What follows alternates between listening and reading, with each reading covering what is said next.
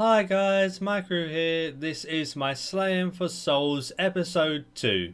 I'm continuing the series of completing the Slayer Pokedex, plus I'm starting to do my own Slayer dungeon. Making my own personal dungeon with some cave horrors to start off with, and I'm going to be exploring loads of different monsters as we go through this series. In this episode I thought I'd get some of the easier mobs done and then focus on a little bit on my dungeon and test some rates in there. So let's get into this episode. Just before we start this video, I wanted to give some extra information about this update that some of you were asking on the previous video. Unfortunately, you need 99 Slayer to collect souls. To be honest, I think this is not that great of a requirement. I think it should have been lower, because there's so many low level creatures that you can kill for souls. I don't think it should have a 99 Slayer requirement, but that's what it is. You can get souls on and off task. You have a higher chance on task to get the souls, of course. So most of the time it's really beneficial to go on task to try and get the souls, especially from higher level monsters. The higher your Slayer level is, the better it is to get souls. For example, Erets are easier at 110 Slayer compared to 99 Slayer. This is because it works in a certain way. The difference between the required Slayer level of the monster and your current Slayer level, the bigger that difference is, the easier it is to get a soul. So if you're 99 Slayer killing Erets which require 92, your difference in levels is only 7. But if you are 110 Slayer killing Erets that were 92 required, that difference is 18. This means it's much easier because the difference is higher. That makes it much easier for someone with 120 Slayer to get all of the souls than someone with, say, 115 Slayer. This also means it's super hard to get the high level monsters' souls, especially when you're not on task. So the things like tier 96 monsters, the elite Slayer creatures like Ripper Demons and Mammoths, it's really beneficial to try and get those on task so you have the higher chance of getting them, because they can be really annoying to get. Hopefully this cleared up some questions. If you have more questions, feel free to ask them in the comments below. So let's get into the video properly now. I will travel across the land, searching far and wide. Bum bum bum. I'm not actually going to do the video like that. I just wanted to get into the Pokemon spirit.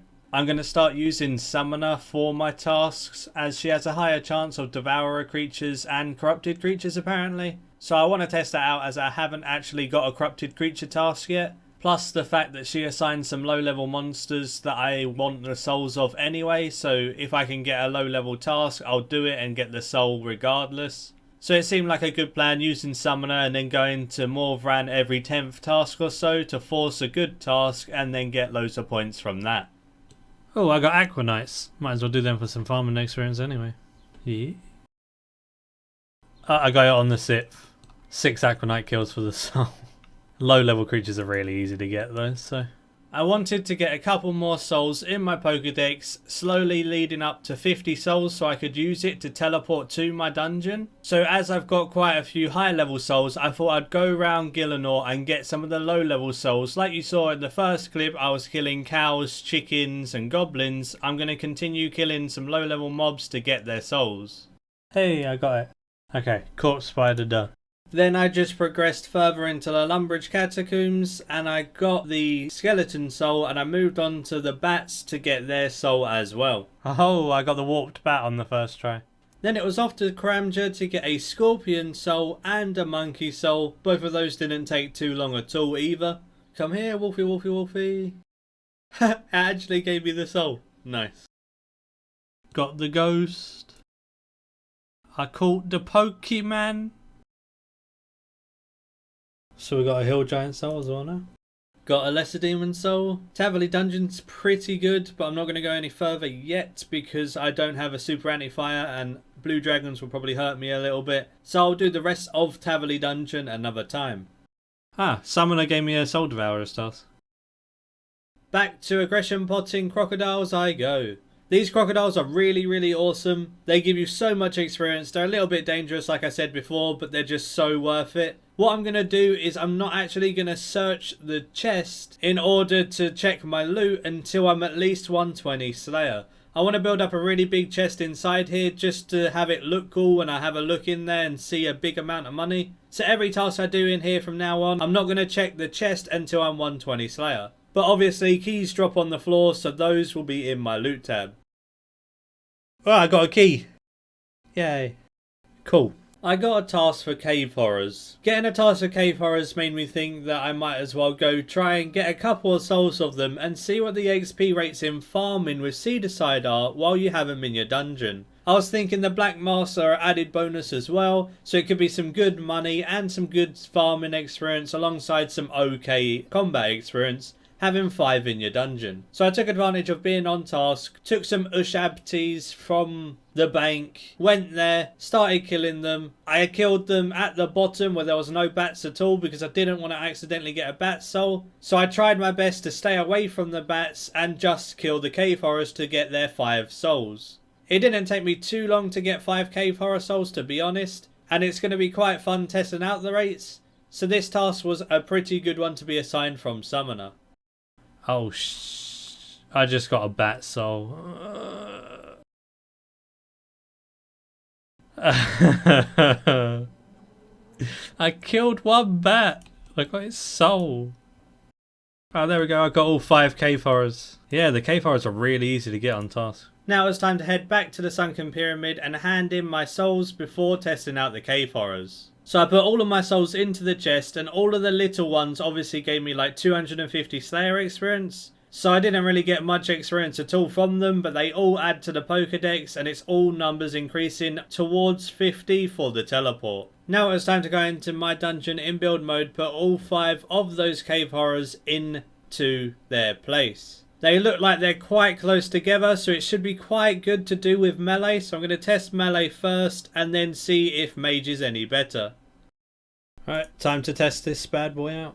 Testing out melee wasn't too bad. The cave horrors would sometimes get stuck behind each other and you could only AoE 3 at a time instead of 5. For this reason, I think mage will be better because when you do chain or fire breath, it will hit the ones behind it. So that'll be interesting to test out. But melee was pretty decent, and I'll go into the rates of melee and mage in my testing and the farming XP in a separate slide in a second. There's only one other thing you need to know. After 15 minutes they become non-aggressive, so if you just leave, surge up the path a little tiny bit and then run back, they'll be aggressive again. A bit like the Abyss, where you run up the Abyss and then run back, they're aggressive again. That's the only thing you have to do here, otherwise it's 100% AFK, and you just press your thresholds here and there and you're good to go.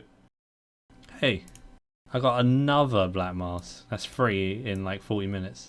So during that melee hour, I made 3.9 mil. The only things I really picked up was the Black Masks. My legendary pet picked up things here and there, and I would just area loot the noted logs and the nature runes. Everything else wasn't that good as a drop, so they were just all left on the floor. So it was pretty AFK and you didn't really have to loot very often. And nearly 4 mil for the melee hour is pretty damn good. Especially for how easy these mobs are. Thought I'd try these with mage, and second kill I get a Black Mask. Pretty good. For the mage hour, the drops are pretty similar except for we only got 2 Black Masks instead of 3. This took the price down from 3.9 mil to 2.7 mil. So say on average you're getting between 2.5 to 4 mil in an hour for these mobs, and just how AFK they actually are, that's actually really good. Even if you only got 2.5 mil on every single hour, it's not even that bad because you don't need to use any supplies at all really. I thought about bringing magic notepaper in the second one, but then I didn't see the worthwhile to even note anything, so I didn't even use them up in the end. So now let's get into the rates of these monsters. So for the XP rates of the cave horrors in my own personal dungeon, the melee hour was less AFK than the magic hour, and it managed to provide me 245,000 melee XP, 81,000 constitution experience, and 68,000 farming experience. This isn't too bad considering they are low level monsters and you don't really need to use anything while fighting them. You don't need food, you don't need prayer, you don't need anything like that. 68,000 farming experience was a bit lower than I expected, but it's still not that bad because you're making quite a lot of money from the Black Masks. As for the magic hour, which was way more AFK, you had to use quite a lot of thresholds with melee, like your hurricane and your quake, whereas magic, the only threshold I used was sunshine. This allowed for it to be way more AFK, and corruption blast just melted them so easily. It gave a little bit more experience. It was 265,000 magic XP, 88,000 constitution experience, and 72,000 farming experience. This isn't too bad. Of course, it's not the best thing ever, but it was really fun to try out, and it's super AFK. So if you're looking for like a 100% AFK method of doing magic and getting some farming experience and some GP, these are a pretty good way to do so. I'm going to be testing loads of different creatures in the future, so if you keep watching these episodes, I'll probably try and start doing one creature, looking into it in your dungeon every single episode. So this episode was cave horrors. Next episode, I think I'm going to look into gargoyles. Let me know in the comments below if you tried anything in your dungeon that you think I should try. It's always really interesting to see what you guys think on these type of things. Thank you for watching. Give the video a like if you did enjoy. Subscribe if you're new for future content like this and plenty of other RuneScape 3 related things. Goblin Slayers with a Z is my clan. It's open to everyone and anyone, so feel free to ask for an invite there. You can join my friends chat Maikeru in game if you want to chat to me or anyone else in there as well. Discord link will be in the description if you fancy chatting on voice communications, and my Twitter link will be in the description if you fancy following me there. And until next time, see ya.